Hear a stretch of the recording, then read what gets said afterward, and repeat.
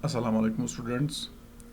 आज हम एक और टॉपिक इम्पोर्टेंट टॉपिक जो नर्वस सिस्टम है हमारे अपनी एनाटॉमी एंड फिजियोलॉजी में, वो हम स्टार्ट करने जा रहे हैं, वो हम पढ़ेंगे इंशाल्लाह। तो सबसे पहले हम इसकी जो है इंट्रोडक्शन, तो इंट्रोडक्शन में हम सबसे पहले ये देखेंगे कि what is the nervous system. तो the nervous system consist of brain, spinal cord and nerves. It detects and responds the changes that are taking place inside and outside the body. It works in coordination with endocrine system and maintains homeostasis. तो जो nervous system है, nervous system होता क्या है? ये हमारी जो nerve, spinal cord और ब्रेन, ये सब मिलकर अपना जो नर्वस सिस्टम है वो बनाते हैं। तो करता क्या है ये नर्वस सिस्टम, इसका काम क्या है? जो भी बॉडी के अंदर और बाहर जो भी चेंजेस होती है, उन्हें उन चेंजेस को, नर्वस सिस्टम का काम होता है कि उन्हें डिटेक्ट करना, डिटेक्ट करके उन चेंजेस का रेस्पॉन्ड करना। ये सारा काम जो है नर्वस सिस्टम का है, होता है। तो it works in coordination with endocrine system and maintains homeostasis. तो ये नर्वस सिस्टम अपना जो है, ये एंडोक्राइन सिस्टम अपना जो है, हमने पहले ही पढ़ा, उसके साथ मिलकर काम करता है। और जो भी बॉडी में जो चेंजेस होती हैं, जो भी बॉडी में अंदर काम होता है, उन सब को चलाने में मदद करता है। ठीक है। तो the nervous system can be divided into central nervous system और पेरिफेरल नर्वस सिस्टम। तो अब नर्वस सिस्टम जो है दो हिस्सों में डिवाइड हुआ है। तो एक तो होता है सेंट्रल नर्वस सिस्टम और दूसरा है पेरिफेरल नर्वस सिस्टम। तो जो सेंट्रल नर्वस सिस्टम है, it consist of brain and spinal cord, and the peripheral nervous system it consist of nerves outside the brain and spinal cord. तो ये बेटा यहाँ पर ये डायग्राम है, ये इंडिकेट सेल्फ एक्सप्लेटरी ऑलमोस्ट है ये। तो यहाँ आप देख सकते हो कि ये हमारा नर्वस सिस्टम पूरा है, ये हमारा ब्रेन है और ये हमारा स्पाइनल कॉर्ड है। तो ये ब्रेन और स्पाइनल कॉर्ड ये अपना बनता है सेंट्रल नर्वस सिस्टम, और जो स्पाइनल कॉर्ड और ब्रेन के बाकी जितनी भी नर्व्स हैं वो बनाते हैं हमारा पेरिफेरल नर्वस सिस्टम। ये आप देख सकते हो, these are nerves that are all over our body. तो ये गैंग्लियन है यहाँ यहाँ पे। तो ये क्या कहते हैं, ये हमारा अपना जो है पेरिफेरल नर्वस सिस्टम है। ठीक। तो नेक्स्ट हमारा इसमें जो इम्पोर्टेंट है न्यूरॉन्स। न्यूरॉन्स जो है, the nervous system consist of large number of cells known as neurons. अब ये नर्वस सिस्टम जो है, ये पूरा नर्वस सिस्टम बनता कैसे है, किस चीज़ का बना होता है? तो यहाँ पे ये बता रहा है कि nervous system consist of large number of cells known as neurons. इसमें बहुत सारी जो है सेल्स होते हैं जिन्हें हम न्यूरॉन कहते हैं। तो each neuron has a cell body, axon and dendrites, neuron conduct impulses. जो भी ये अब न्यूरॉन का स्ट्रक्चर की बात अगर हम करें, स्ट्रक्चर जो है न्यूरॉन का, उसमें होता है cell body, axon and dendrites. तो neuron, what is the function of the neurons? Neuron जो है ये इम्पल्सेस कंडक्ट करते हैं। जो भी हमें स्टिमुलेशन बाहर से मिलता है बॉडी में, जब बॉडी रेस्टिंग पीरियड में होती है, तो उस वक्त जिस पॉइंट पर भी इम्पल्स मिलता है, तो उससे उस इम्पल्स को रिसीव करना और फिर उसको कंडक्ट करना, ये सारी रिस्पॉन्सिबिलिटी किसकी है? न्यूरॉन्स की। तो the nerve impulse is the physiological unit of the nervous system. तो जो अब फिजियोलॉजिकल जो अब नर्वस सिस्टम का फिजियोलॉजिकल यूनिट है, दैट इज आवर न्यूरॉन। तो neurons have the properties of irritability and conductivity. Neurons की क्या है, ये मैं बता रहा था कि इसका काम जो है, रिस्पॉन्सिबिलिटी जो है, ये इरिटेबिलिटी एक तो एक रिसीव करता है और बाद में फिर उनको कंडक्ट भी करता है। ये इसकी जिम्मेदारी होती है, रिस्पॉन्सिबिलिटी होती है, काम होता है न्यूरॉन का। तो इरिटेबिलिटी, अब irritability, what is irritability and what is conductivity? Irritability is the ability to receive a nerve impulse and conductivity is the ability of the neuron to transmit nerve impulse. तो irritability क्या है? इसका जो भी stimulus हमें बाहर से मिलता है, जिस बॉडी पार्ट पर भी हमें मिलेगा, उस इम्पल्स को, उस स्टिमुलस को रिसीव करना और फिर उसे कंडक्ट बॉडी में कंडक्ट करके, ब्रेन में कंडक्ट करके उसका फिर रिस्पॉन्ड करना। तो जो भी उसका रिस्पॉन्स होगा वो उस जगह तक जहाँ पर स्टिमुलस मिलता है, उस जगह तक वो पहुँचाना। ये काम है न्यूरॉन का। तो यहाँ आप बेटा देख सकते हो, ये डायग्राम है जो मैं स्ट्रक्चर की भी बात कर रहा था। तो ये हमारा न्यूरॉन है, ये डेंड्राइट्स हैं, प्रोजेक्शन है इसके डेंड्राइट्स। तो ये सेल बॉडी है इसकी। तो ये यहाँ पे इसका इसका न्यूक्लियस है, ये हम अभी पढ़ेंगे इसमें। तो ये इसकी प्रोजेक्शन दूसरी है। एक्सॉन जो है इसका, तो ये एक्सॉन सेल जो है ये माइलिन शीट में कवर होती है। तो ये माइलिन जो एक्सॉन सेल के अंदर जो है ये सेगमेंट सेल्स होती है। तो ये इसका एक्सॉन टर्मिनल है, क्या कहते हैं इसको, न्यूरॉन का, राइट। तो ये इसका स्ट्रक्चर है। You have to learn this structure. आपको ये डायग्राम बनाना सीखनी है, ये काफ़ी इम्पोर्टेंट है, राइट। तो अब इसका जो है जो सेल बॉडी है इसकी, अब बेटा इसके स्ट्रक्चर जो अभी हम डायग्राम देख रहे थे, तो सेल बॉडी है। तो सेल बॉडी का जो है नर्वस सिस्टम का जो the nerve cell bodies form the grey matter of the nervous system. जो नर्व सेल बॉडीज हैं ये इसका क्या कहते हैं इसको, ये इसका बनाता है ये ग्रे जो नर्व सेल है, ये नर्वस सिस्टम का जो है ग्रे मैटर बनाता है। और अब क्वेश्चन होता है what is the grey matter. Grey matter जो है it's a greyish nerve tissue of nervous system. इसमें दो ये होते हैं, एक तो होता है ग्रेइश मैटर और दूसरा होता है वाइट मैटर। तो ये आप याद रख लेना, ग्रेइश मैटर जो है is the greyish nerve tissue of the nervous system, और वाइट मैटर जो है वो है whitish nerve tissue of the nervous system, right. तो अब ये जो है सेल बॉडी ये ब्रेन के पेरिफेरी यानी कि बाहरी पोर्शन में और स्पाइनल कॉर्ड के सेंटर में प्रेजेंट होता है। अब जो ये ग्रुप ऑफ सेल बॉडीज इनको न्यूक्लिया जो है सीएनएस में कहते हैं, और पेरिफेरी नर्वस सिस्टम में इनको गैंग्लिया कहते हैं। ये आप अच्छी तरह से समझ लिए, भी डायग्राम में भी आपने देखा था गैंग्लियन। तो जो ग्रुप ऑफ सेल बॉडीज जो है, अब अगर सेंट्रल नर्वस सिस्टम की बात करें तो उनको बोलते हैं न्यूक्लियाई। तो अगर पीएनएस की बात करें, पेरिफेरल नर्वस सिस्टम की बात करें, जो ग्रुप ऑफ सेल बॉडीज है उनको बोलते हैं पेरिफेरल नर्वस सिस्टम, राइट। तो उसके बाद हमारा आता है ये क्या कहते हैं इसको, एक्सॉन। एक्सॉन जो है अभी हमने डायग्राम में देखा, it's an extension of the cell body and is longer than the dendrites. ये एक्सटेंशन जो है ये सेल बॉडी का एक्सटेंशन होता है और डेंड्राइट से काफ़ी लंबा होता है। तो हर एक न्यूरॉन में एक क्या कहते हैं इसको, एक एक्सॉन होता है। तो करता है क्या है, it carries impulses from the cell body, it carries impulses from the cell body. तो उसके बाद हमारा आता है dendrites. The dendrites are the extensions of the cell body. अभी मैंने जो बताया थी एक्सटेंशन है, they carry nerve impulses towards the cell body of the neuron where from it is transmitted along its axon towards its axon terminal. तो ये dendrites करते क्या है, ये रिसीव करते हैं जो भी इम्पल्स उनको बॉडी से मिलता है, बॉडी पार्ट से जहाँ भी इम्पल्स मिलता है तो उसको रिसीव करने ये डेंड्राइट्स रिसीव करते हैं, और फिर ये ट्रांसमिट करता है उस इम्पल्स को टुवर्ड्स इट्स एक्सन टर्मिनल की तरफ उसको ट्रांसमिट करता है।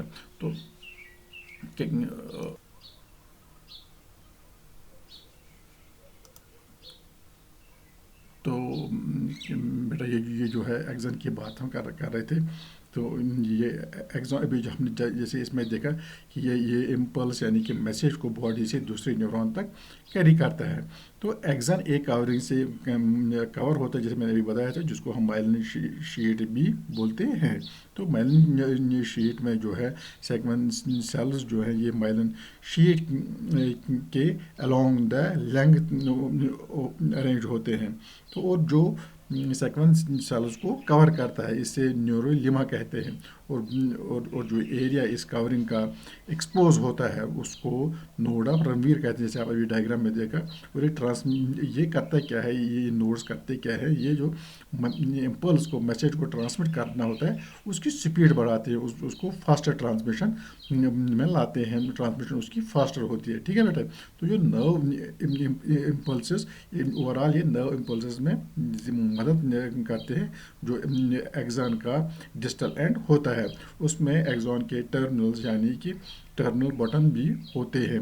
ये क्या कहते हैं इसको, नर्व इम्पल्स जो है उसको फास्ट करने में, उसकी स्पीड बढ़ाने में उसको मदद करते हैं ताकि जल्दी जल्दी ये पहुंच जाए। उसके बाद हमारा आता है इसमें बेटा डेंड्राइट्स।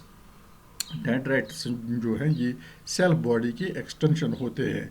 इनका इनका एक्सन स्ट्रक्चर के बिल्कुल जैसा होता है। इनका स्ट्रक्चर जो है वो जैसे एक्सन का होता है वैसा ही इनका स्ट्रक्चर होता है। तो ये नर्व इम्पल्स को बॉडी सेल तक ले जाने का काम करते हैं। ये कैरी करने का जो नर्व इम्पल्स को मिलता है उसको कैरी करने का काम करते हैं। और फिर ये एक्सन के होते हुए एक्सन टर्मिनल तक कैरी होता है। जो भी मैसेज इसका होता है या डेंड्राइट्स का एक्सन टर्मिनल तक ये मैसेज पहुंचाते हैं। उसके बाद है axon and dendrites form the white matter of the nervous system and are present deep in the brain and at the periphery of the spinal cord. अब इनकी प्रेजेंस लोकेशन कहाँ है एक्सन एंड डेंड्राइट्स की? इनकी जो है ये दोनों white matter of the nervous system बनाते हैं और and are present deep in the brain and at the periphery of the spinal cord. एक तो ये डीप ब्रेन में होते हैं और पेरिफेरी जो है जो बाहरी हिस्सा आउटर हिस्सा स्पाइनल कॉर्ड का होता है वहाँ पर होते हैं ये। तो neuron is the basic unit of the nervous system. ये हमें याद रखना है। What the basic unit of the nervous system? It is the neuron, right. अब हमारा जो है इससे पहले हम सेंट्रल नर्वस सिस्टम जो है वो हम पढ़ेंगे। उससे पहले हम ये जो है हमारा इम्पल्स होता क्या है इसे समझने की कोशिश करेंगे, राइट। तो बेटा हम इम्पल्स को समझने की कोशिश करेंगे। उससे पहले हमें ये समझना है कि नर्व्स होती है कितने, जिनकी रिस्पॉन्सिबिलिटी ये होती है इम्पल्स को कैरी करना और बाद में रिस्पॉन्ड भी करना। तो there are 3 types of nerves.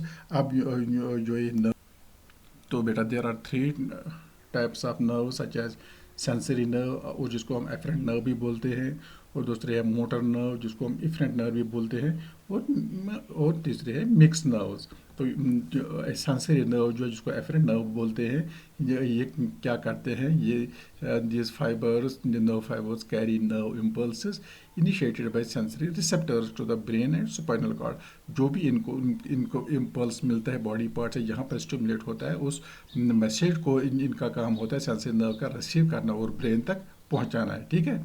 तो sensory receptors are the sensory nerve endings that initiate nerve impulse. जहाँ पर भी इनको ये स्टिमुलस मिलता है वहाँ पर नर्व एंडिंग्स होते हैं, वही इनिशिएट करते हैं और इम्पल्स को रिसीव करके ब्रेन तक पहुँचाते हैं। उसके बाद हम इसलिए हम इनको एफरेंट नर्व्स भी बोलते हैं। तो दूसरा है हमारे जो मोटर नर्व्स हैं, they are nerve fibre that carry nerve impulse from the brain and spinal cord to the effector organ such as muscles and gland. तो ये आप डिफरेंस समझ लीजिए। मोटर नर्व जो है ये इंफॉर्मेशन ये मैसेज कैरी करते हैं, नर्व इम्पल्स कैरी करते हैं कहाँ से? From the brain to the affected part, जहाँ पर स्टिमुलस बॉडी को मिला होगा, जहाँ पर मैसेज रिसीव हुई होगी, तो वहाँ तक इसका जो है रिस्पॉन्स वो पहुँचाना।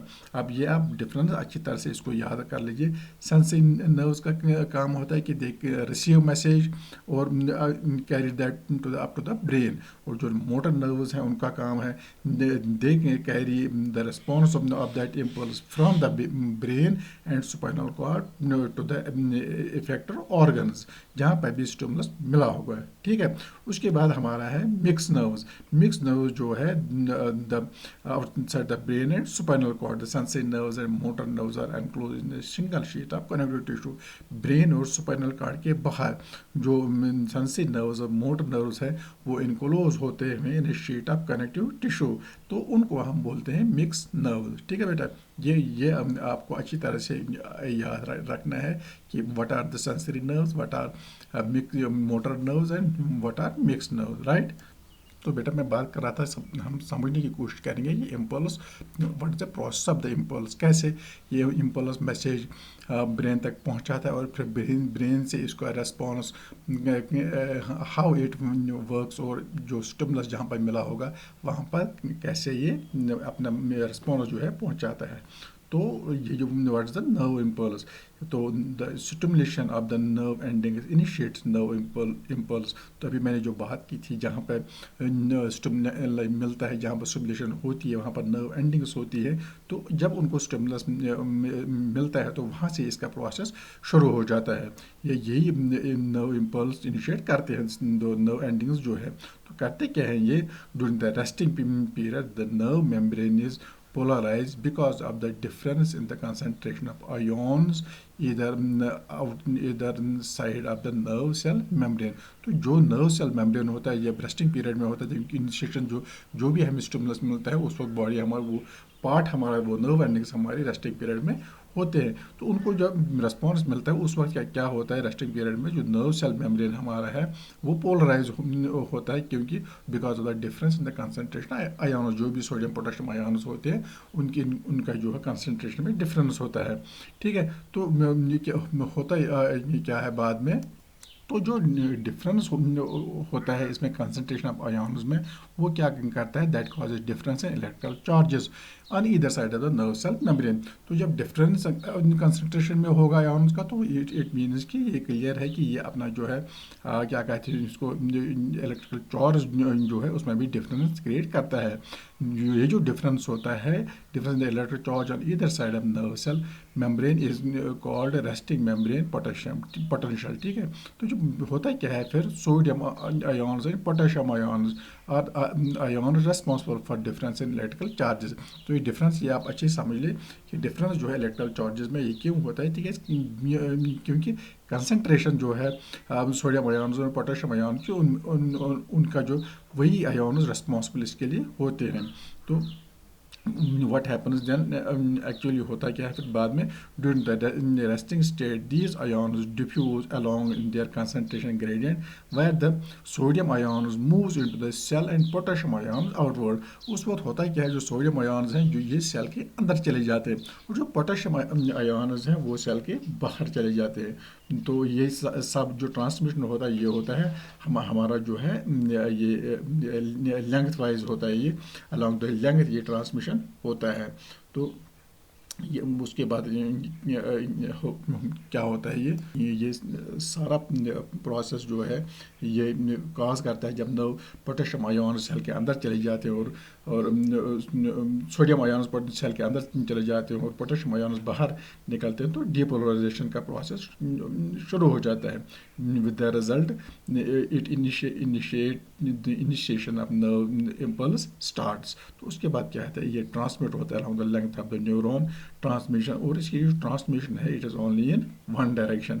तो ये जो वन डायरेक्शन है इसको हम रिसेप्टर पाथ भी बोल सकते हैं। तो ये क्योंकि ये रास्ता वही बनता है जो रिसीव करता है। उसके बाद कहाँ चला जाता है, जो एरिया ऑफ ट्रांसमिशन होता है वो रेस्टिंग पीरियड में होता है, जैसे हमने पहले ही बात की। उसके बाद इसका जो है रीपोलराइजेशन स्टार्ट होता है।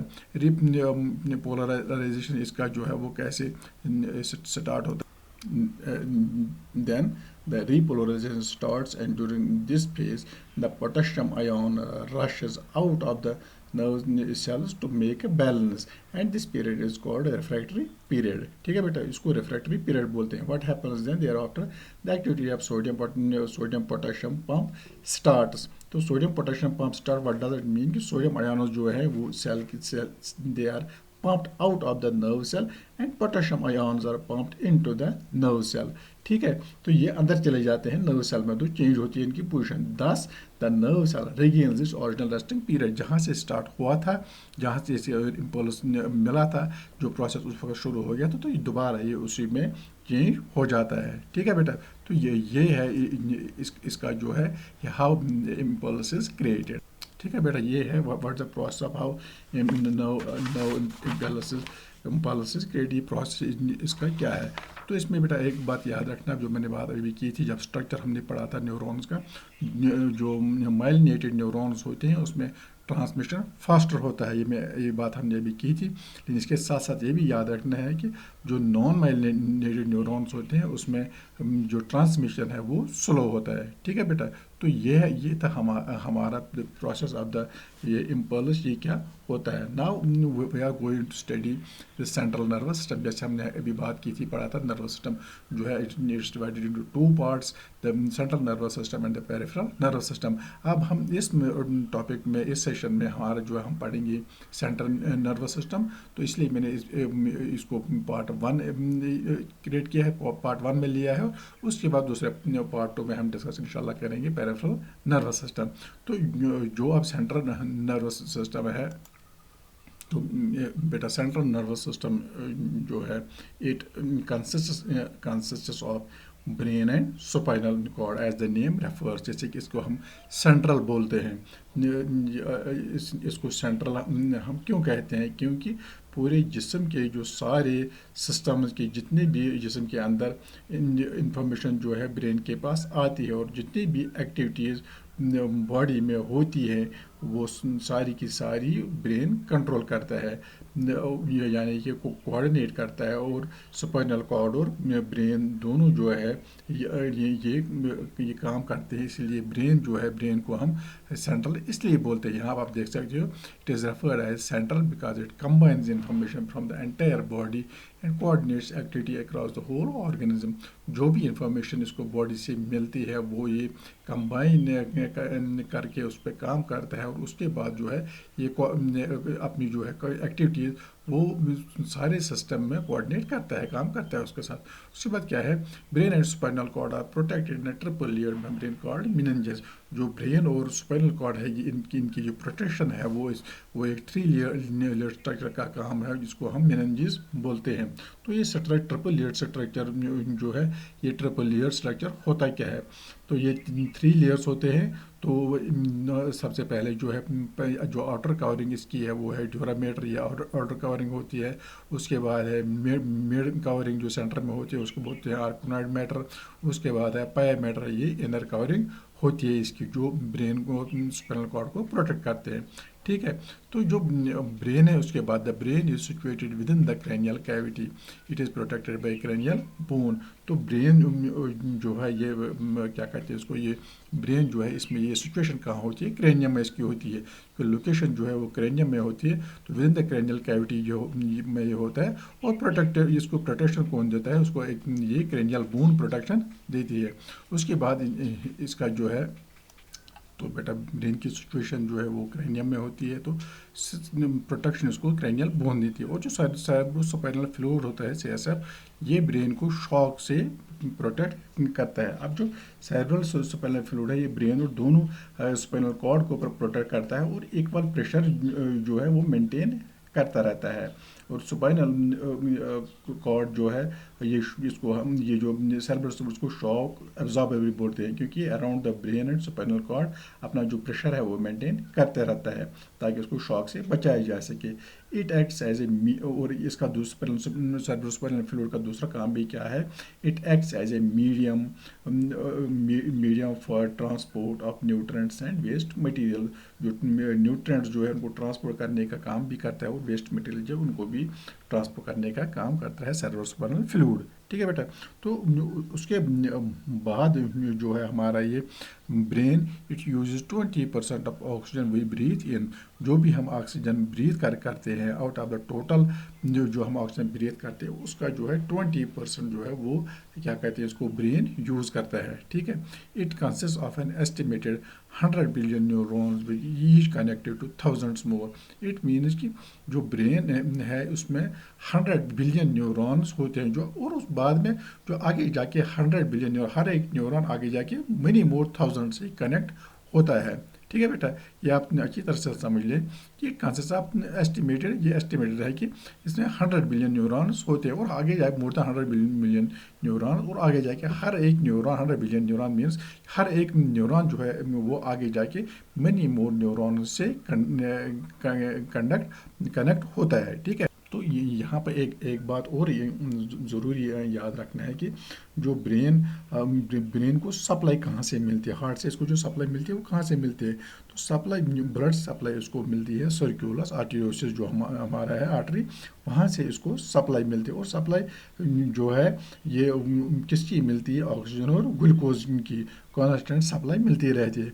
और ये जो है circles arteriosus it 15% of cardiac output जो भी होता है, जो कार्डियक आउटपुट होता है, जो वहाँ से ब्लड निकलता है, उसका जो आउट ऑफ टोटल ऑफ 15% खाली ब्रेन को कैरी करता है। तो ये इसका ये आपको याद रखना है कि टोटल सप्लाई इसको ब्लड सप्लाई कितनी मिलती है, इसको मिलती है जो भी आउटपुट कार्डियक का होता है उसका इसको मिलता है, क्या कहते हैं इसको 15% ऑफ द टोटल आउटपुट। तो बेटा होप कि यहाँ तक आपको ये अच्छे से समझ आ गया होगा। तो आगे नेक्स्ट जो है इसका, ये आप यहाँ पर ये इसकी जो डायग्राम है आप देख सकते हो, यहाँ पर ये क्लियर, काफ़ी क्लियर है। यहाँ पे जितना भी ये रेड है, रेड एरिया, इसमें ये ब्रेन है और ये स्पाइनल कॉर्ड है, यहाँ तक ये नंबर तक आता है, ये स्पाइनल कॉर्ड, ये इसको वी कॉल इट, ये ब्रेन, ये सेंट्रल नर्वस सिस्टम है। तो सेंट्रल नर्वस सिस्टम में जो है ये इसका ब्रेन और स्पाइनल कॉर्ड आता है, ठीक है बेटा। तो इसी तरह जो बाकी है, जो ब्लू एरिया है, दीज आर बाकी नर्व्स, जो भी बॉडी में बाकी नर्व्स हैं, तो इनको हम बोलते हैं पेरिफेरल नर्वस सिस्टम। ये आप अच्छी तरह से ये लिखा भी है यहाँ पर, this is brain and this spinal cord, red area central nervous system, और जो ब्लू एरिया है, जो ब्लू नर्व्स हैं, इनको है blue peripheral nervous system, right. तो नेक्स्ट है हमारा आगे, तो if the CNS is the processing centre of the human body, the brain is headquarter. अगर हम जो सेंट्रल नर्वस सिस्टम है, इसको पूरी बॉडी का, ह्यूमन बॉडी का अगर हम इसको बोलते हैं, ये प्रोसेसिंग सेंटर है। तो ब्रेन इस प्रोसेसिंग सेंटर का हेडक्वार्टर है, जहाँ पे जो भी एक्टिविटी होती है वही प्लान होती है, जो भी एक्टिविटी होती है वहीं से प्लान होकर आगे जाती है, वहीं पे सारा कुछ काम होता है ब्रेन में। तभी इसको बोलते हैं कि ब्रेन इज इट्स हेडक्वार्टर। तो जो है पार्ट्स ऑफ द ब्रेन, तो पार्ट्स ऑफ द ब्रेन जो है, द ब्रेन जो है it's broadly organise into 3 main region, जिनको हम बोलते हैं fore brain, mid brain and hind brain. उसी में ये जो ब्रेन के पार्ट्स हैं, यहाँ पे लिखा है cerebrum, mid brain, pons, medulla oblongata, cerebellum, ये इसी में जो है, ये सेरेबेलम जो है ये फोर ब्रेन में आता है। तो मिड ब्रेन हो गया अपना मिड ब्रेन, तो बाकी जो पार्ट्स हैं, पोन्स है, सेरेबेलम है, मेडुला ऑब्लिंगेटा, ये आता है अपना हाइंड ब्रेन में, राइट। तो सबसे पहले हम ये देख लेते हैं कि व्हाट इज सेरेब्रम। सेरेब्रम जो है, the fore brain is the largest part of the brain, brain का सबसे बड़ा हिस्सा जो है वो सेरेब्रम है, ठीक है बेटा। तो जो फोर ब्रेन है, ये हम बात करते हैं, ये is the largest part of the brain, it contains the large outer most layer of the brain, the wrinkly cerebral cortex and smaller structures towards its center such as thalamus, hypothalamus and the pineal gland। तो जो इसका outer most layer brain का है, तो वहाँ पर एक जो रिंकली अपीयरेंस होती है सेरेब्रम की, दैट इज रिंकली सेरेब्रल कॉर्टेक्स, और उस पर होता है सेंटर में इसके स्मॉल स्ट्रक्चर जो आपने पहले पढ़ी भी, वो थैलेमस, वो एंडोक्राइन ग्लैंड में होते हैं, thalamus, hypothalamus and pineal gland, ये सेंटर में होते हैं। तो cerebral cortex is divided lengthways into cerebral hemisphere, each have been divided into 4 lobes. तो जो सेरेब्रल कॉर्टेक्स है, ये लेंथवेज डिवाइड हुआ into 2 parts, 2 parts of cerebral hemisphere, तो वो है राइट एंड लेफ्ट हेमिस्फीयर। तो each hemisphere is further divided into 4 lobes, that is frontal, parietal, temporal and occipital। तो ये जो नाम इनको दिया गया है, फ्रंटल, पैरेटल, टेम्पोरल, ऑक्यूपिटल, ये दिया गया है इनका नाम according to the name of the bones, जहाँ पर ये लोकेट है क्रेनियम में। तो वहाँ पर जो भी पार्ट इनका है, वो बॉडी पार्ट है उनका, उसके जो क्रेनियम में उनका नाम है, उसी के हिसाब से, उसी के बेसिस पर इनका जो नाम है वो उसके बेसिस पर है, frontal, parietal, temporal and occipital, ठीक है बेटा। तो नेक्स्ट जो है हमारा, ये आप यहाँ पर डायग्राम इसकी देख सकते हो ब्रेन की अच्छे से, ये you have to learn it. यहाँ पर जो अभी हम ये इसमें आप देख सकते हो, ये लोब्स है इसके, यहाँ अच्छे से देख सकते हो, ये फ्रंटल लोब है, जो अभी हम बात करते हैं, हर एक सेरेब्रल हेमिस्फीयर डिवाइड होते हैं 4 लोब्स में। तो ये है फ्रंटल लोब, ये है parietal lobe, this is occipital lobe and this is terminal lobe. यहाँ पे इसका पूरा क्लियर है, यहाँ पे ये अलग अलग लोब्स है, यहाँ पे अलग अलग लोब्स है, ये फ्रंटल लोब है ये है आपका पैराइटल लोब, ये वाला हिस्सा। तो ये है आपका ऑक्यूपिटल लोब, ये वाला। तो ये टेम्पोरल लोब है। ये बाकी पार्ट्स हैं ब्रेन के, ये स्पाइनल कॉर्ड, सेरेबेलम, ये जो वाक्य सोमेटोसेंसरी कॉर्टेक्स जो बात कर रहे थे, सेंट्रल नुसल्कस, ये प्राइमरी मोटर कॉर्टेक्स है। ये आप देख लें, इसमें ये diagram you have to learn it. आपको ये डायग्राम अच्छे से क्या कहते हैं उसको लर्न करना है, बनानी है। ये आप यहाँ पर 4 लोब्स की आप बात करोगे तो यहाँ क्लियर है, इसमें ज़्यादा डिफिकल्ट कुछ है नहीं, इसमें भी ज़्यादा कुछ डिफिकल्ट नहीं है। You have to learn this diagram.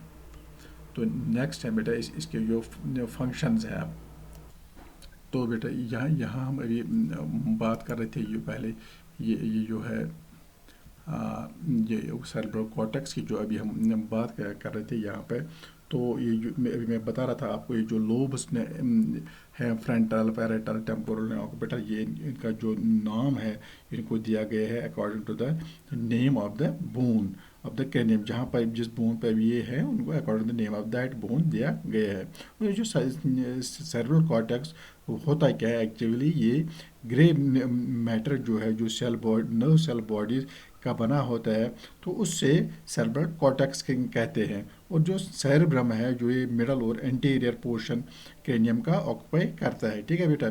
तो ये सेरेब्रल कॉर्टेक्स जो है ये superficial part of the cerebrum का होता है, और toward its centre it is compose of nerve fibres that form the white matter, ठीक है। ये आप अच्छे से इसको याद रखना, सेरेब्रल कॉर्टेक्स का भी आप डिटेल ये आपको पता होना चाहिए, इसलिए मैंने ये रिपीट किया। तो ये हम आप फंक्शंस की बात करें सेरेब्रम की, it is involve in the sense of touch, pain, smell and taste, pressure, temperature. तो किस किस में ये इन्वॉल्व है, क्या किस किस रिस्पॉन्सिबिलिटी है। टच जो होता है बॉडी का, touch, pain, smell, taste, pressure and temperature, उसमें ये इन्वॉल्व होता है। तो and it is involve in the initiation and control of skeletal muscle contraction. जो भी स्केलेटल मसल्स का कंट्रैक्शन होता है, इनिशिएशन होता है, उसमें जो है कंट्रोल, ओवरऑल कंट्रोल जो है वो भी इसी का होता है। And it is involve in intelligence, thinking, reasoning and memory. जो भी आदमी की इंटेलिजेंस होती है, थिंकिंग पावर होता है, रीजनिंग एंड मेमोरी पावर होता है, ये सारा के सारा सेरेब्रम कंट्रोल करता है, राइट। तो यहाँ आप ये diagram, this diagram also you have to learn. इसमें ये जो हर एक पार्ट है ब्रेन का, इसमें ये इसकी जो रिस्पॉन्सिबिलिटी है, किस पार्ट की क्या रिस्पॉन्सिबिलिटी है, वो यहाँ पे लिखा है। This you can very well understand कि ये पार्ट प्लानिंग करता है, ये पार्ट अटेंशन करता है, ये पार्ट डिसीजन मेकिंग करता है, ये पार्ट मूवमेंट का करता है। तो ये टच, टेस्ट, विजन, इसी तरह हियरिंग, ये मेमोरी प्रोसेसिंग का, ये इमोशन का, ये हार्ट रेट का, ये ब्रीदिंग, ये मूवमेंट कोऑर्डिनेशन का। तो ये अलग अलग ब्रेन के जो पार्ट्स है, हर एक पार्ट का क्या क्या क्या रिस्पॉन्सिबिलिटी है, क्या क्या वो कोऑर्डिनेट करता है, क्या क्या कंट्रोल करता है, राइट बेटा। तो नेक्स्ट है हमारा जो मिड ब्रेन है। तो mid brain serves as a vital connection between the forebrain and the midbrain, as the name indicates, mid है इसका। तो ये मिड में क्या कहते हैं, सेंटर में ये जो कनेक्ट करता है, it serve as the vital connection point between the forebrain and the hind brain. तो दोनों को ये आपस में मिलाता है, फोरब्रेन और हाइंड ब्रेन को। It's a top part of the brain system which connect the brain to the spinal cord. जो ब्रेन सिस्टम है उसका जो ऊपरी हिस्सा है that is the mid brain, और उसी को ये फिर मिलाता है स्पाइनल कॉर्ड से। द ब्रेन सिस्टम जो है, brain system is composed of mid brain, pons and medulla oblongata, ठीक है बेटा। तो उसके बाद जो है the nuclear present in the mid brain acts as relay station. जो मिड ब्रेन में न्यूक्लियर होते हैं वो act as relay station. Relay means की ट्रांसमिट करना, ट्रांसमिट द मैसेज जो है, तो रिले द मैसेज, ठीक है। तो next is pons, it is present between the mid brain above and medulla oblongata below. ये वाला पार्ट आता है हाइंड ब्रेन में। तो उसमें क्या है, it is present between the mid brain above and medulla oblongata below. तो ये मिड ब्रेन से ऊपर है, it's present between the mid brain above and, ऊपर वाला हिस्सा जो है मिड ब्रेन का होता है, नीचे वाला जो हिस्सा जो होता है वो मेडुला ऑब्लांगेटा, उसके बीच में जो पोर्शन है उसको हम पोन्स बोलते हैं। So it's the portion between the mid brain and medulla oblongata. It is present anterior to cerebellum. It's nuclear also act as relay station. इसके भी जो न्यूक्लियर है वो एक्ट एज रिले स्टेशंस। तो फिर है medulla oblongata. It is present between the pons above and spinal cord below. आप अच्छे से समझ लिए कि इसकी लोकेशन कहाँ है। ऊपर पोन्स होता है, नीचे स्पाइनल कॉर्ड होता है। तो पोन्स की जो अभी हम बात कर रहे थे, उसका ऊपर मिड ब्रेन होता है, नीचे मेडुला ऑब्लांगेटा होता है, बीच में होता है पोन्स। अब इसी तरह मेडुला ऑब्लांगेटा जो है, it is present between the pons above and spinal cord below. ऊपर इसके पोन्स होते हैं, नीचे होता है इसका स्पाइनल कॉर्ड। उन दोनों के बीच में जो है वो मेडुला ऑब्लांगेटा होता है। It is the last part of the brain system. its nuclei also acts as relay station and some of them form vital centers। तो ये जो है इसका इसका जो है ये last part of the brain system होता है। जैसे आपने अभी डायग्राम में आपने देखा, इसके जो न्यूक्लियस हैं वो भी एक्ट करते हैं एज रिले स्टेशंस। यहाँ आप देख लीजिए, ये है दिस अपना सेरेबेलम है, ये last part of the brain system का होता है सेरेबेलम। यहाँ पर ये आप देख लीजिए कहाँ पर है, इसका लोकेशन क्या है इसकी।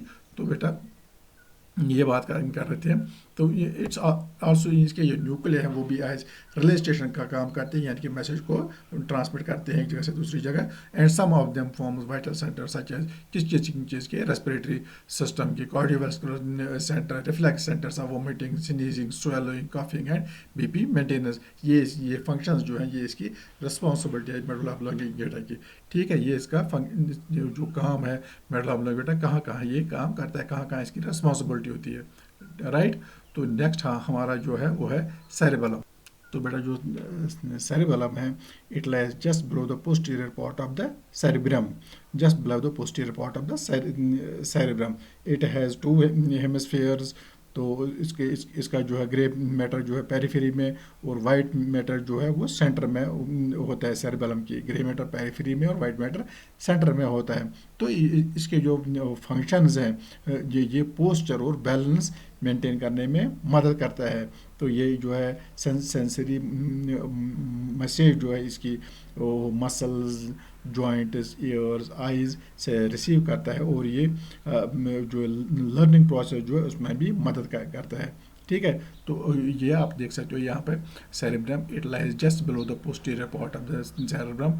दोबारा हम इसको पढ़ लेते हैं। तो it has 2 hemispheres, the grey matter is present at periphery and white matter at the centre of the cerebellum.